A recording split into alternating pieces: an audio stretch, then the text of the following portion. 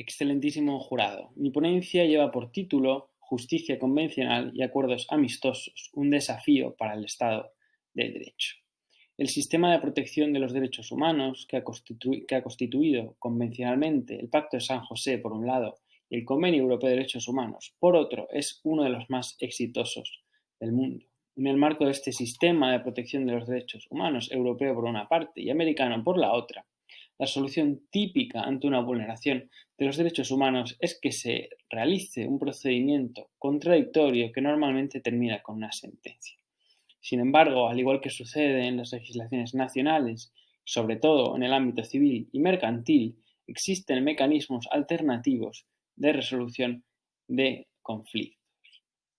En este marco de mecanismos alternativos de resolución de conflictos destacan por sobre todos los llamados acuerdos amistosos. El objeto de esta ponencia es exponer principalmente los problemas que se derivan de la existencia de los mismos y de la regulación en el Pacto de San José.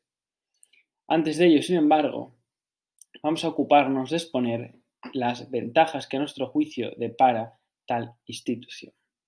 Así, en una primera instancia, en los supuestos en los que las demandas contra los Estados son recurrentes y son sobre el mismo tema, y además existe jurisprudencia consolidada sobre la materia, el recurso a los acuerdos amistosos es una solución interesante desde la perspectiva de la economía procesal. Así, por tanto, es positivo que las partes eviten el despilfarro de recursos que supone litigar constantemente sobre un mismo tema que ya es claro jurisprudencialmente, como sucede, por ejemplo, en los litigios en el Tribunal Europeo de Derechos Humanos contra Italia por la excesiva duración de los procedimientos civiles. En una segunda instancia, lo bien cierto es que los acuerdos amistosos favorecen una satisfacción rápida y cercana a los intereses no solo de la víctima, sino también de los Estados. Así, en este sentido, se dice que la víctima adopta una posición mucho más activa, abandonando aquella postura de convidado de piedra que los autores normalmente latinoamericanos han criticado en sus legislaciones nacionales, aunque también el problema es endémico de todas las legislaciones procesales, por lo menos europeas. Finalmente, también los acuerdos amistosos evitan el estigma social que produce para un Estado verse condenado ante un tribunal internacional por una vulneración de los derechos humanos. Lo bien cierto, sin embargo, es que tales las ventajas que produce la existencia de los acuerdos amistosos no puede ocultar las problemáticas que produce. El primero de los problemas que se plantea es la existencia misma de la institución, es decir, el problema de la oportunidad de su existencia.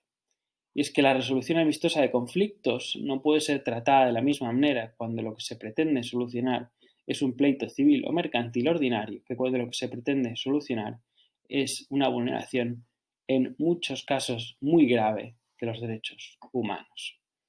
Además, al margen de la oportunidad de tal mecanismo, lo que se plantea recurrentemente en la medida en que el Convenio Europeo de Derechos Humanos y el Pacto de San José, por su parte, y tampoco sus homólogos africanos, son claros, es el límite de tales acuerdos, es decir, el ámbito objetivo. Nos referimos a en qué supuestos es posible recurrir a tal mecanismo alternativo de resolución de conflictos en la medida en que, como decimos, ni las normas ni la jurisprudencia de ninguna de las dos cortes es clara. Y es que es evidente que un acuerdo exculpatorio de una vulneración de un derecho fundamental como es el derecho a la vida o la prohibición de los tratos degradantes no puede ser, a la luz de exigencias elementales de justicia, admisible. Y es que la especial perturbación que estas vulneraciones producen para el ordenamiento jurídico internacional y para la paz jurídica internacional exige que el poder de disposición de las partes, del Estado por una parte y del demandado por la otra, quede necesariamente excluido. Por último,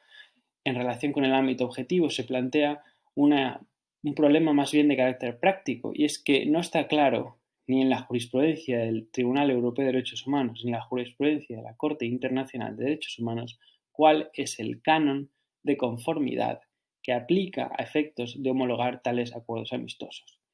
Como se puede observar de una lectura atenta de ambos preceptos, tanto el artículo 39 del Convenio Europeo de Derechos Humanos, como el artículo 48, primero F del Pacto de San José, exigen que tales acuerdos deben estar fundados en el respeto a los derechos humanos, tal como son concebidos por los convenios. Sin embargo, estos preceptos no aclaran cuáles son los criterios sobre los que debe basarse las Cortes para afirmar que tal acuerdo es o no respetuoso con los derechos humanos. Y lo que la práctica demuestra es que en algunas ocasiones la Corte ni siquiera explicita cuáles son los criterios en los que ha basado su decisión, en la medida en que, por ejemplo, el Convenio Europeo de Derechos Humanos, en el artículo 39, apartado tercero, faculta a la Corte para emitir una decisión sin fundamentar, y por otra parte, el Pacto de San José no contiene previsión alguna al respecto.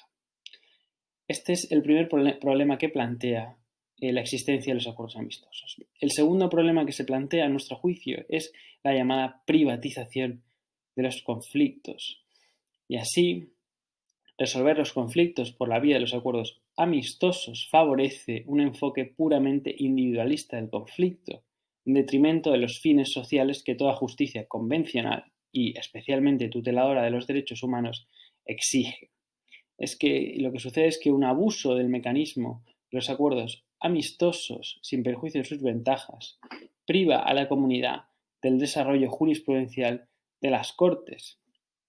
Y es que lo que suele suceder es que los derechos fundamentales, los derechos humanos, exigen un desarrollo jurisprudencial muy claro y muy detallado, en la medida en que exigen acoplarse a la realidad social en que rigen. Entonces, los acuerdos amistosos privan a las comunidades del desarrollo jurisprudencial que las Cortes realizan en sus sentencias,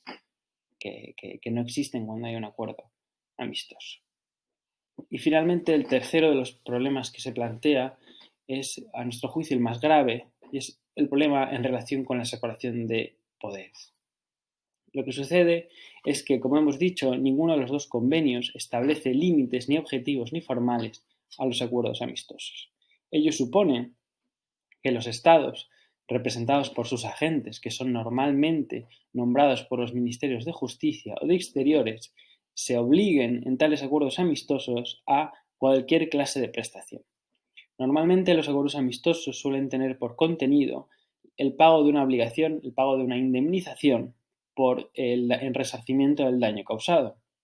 Aunque lo bien cierto es que, como la práctica demuestra, estos acuerdos amistosos en muchas ocasiones contienen previsiones distintas de tales obligaciones. Así, algunos acuerdos amistosos se obligan a la modificación de legislaciones de carácter procesal, a la modificación de prácticas administrativas o a la revisión de sentencias penales firmes por la vía del indulto. Y lo bien cierto es que en la medida en que los representantes de los estados son agentes funcionariales que no tienen una legitimidad de primer grado, en la medida en que no han sido elegidos por el Parlamento ni directamente tampoco por los ciudadanos, no gozan de la potestad de obligarse, por ejemplo, a modificar una ley. Esto plantea muy importantes problemas en materia de separación de poderes, pues como decimos, que un agente estatal, representante del Poder Ejecutivo y nombrado por el Poder Ejecutivo, no está capacitado para obligarse a modificar, por ejemplo, la legislación procesal civil. En definitiva, llegamos a las conclusiones. Los acuerdos amistosos son una muy interesante opción para resolver conflictos repetitivos o en los que la jurisprudencia de los tribunales está clara. Sin embargo, los muy importantes problemas que plantea en relación con el ámbito objetivo, los límites que no están claros y la separación de poderes ponen de manifiesto que es necesario realizar una reflexión necesariamente calmada. Y al respecto proponemos muy sucintamente algunas soluciones a los problemas que hemos planteado antes.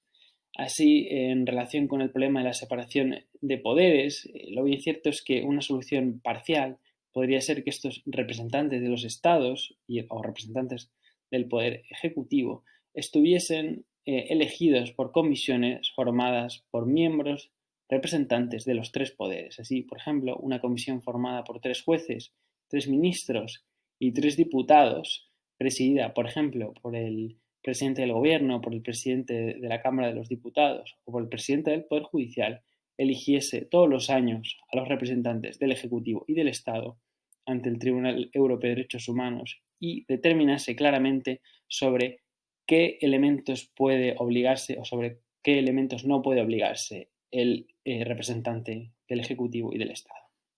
Y finalmente, la segunda solución que proponemos en relación con la nebulosa o la confusión que existe sobre los criterios que aplican las Cortes para